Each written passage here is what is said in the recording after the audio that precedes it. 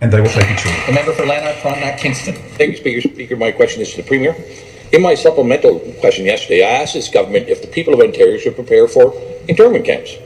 In September, the federal government posted a call for expressions of interest for contractors to supply, provide, and manage quarantine isolation camps throughout every province and every territory in Canada.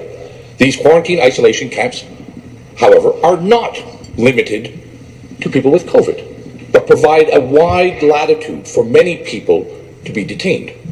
Surely this government is aware of the intentions to build these isolation camps from coast to coast.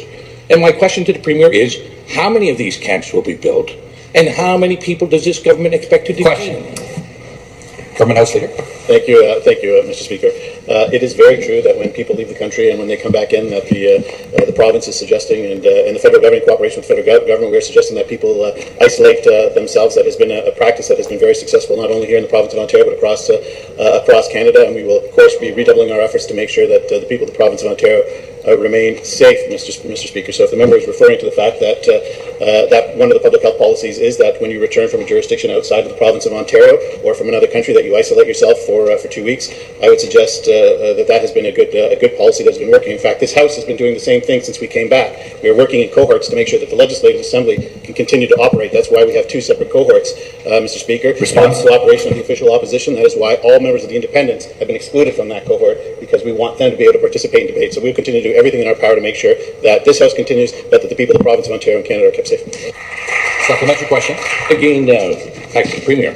Here's the RFP. And in the RFP, it uses clear language to express that these camps can be used for a broad spectrum of people, not limited to travelers. Indeed, it doesn't even mention international travelers.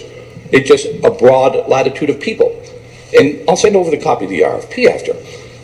So your government must be in negotiations and aware of these plans to potentially detain and isolate citizens and residents of our country and our province.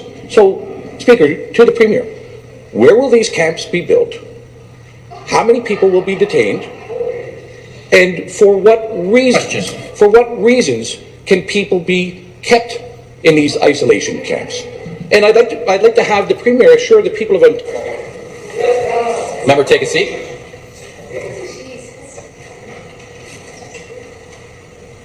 The next question.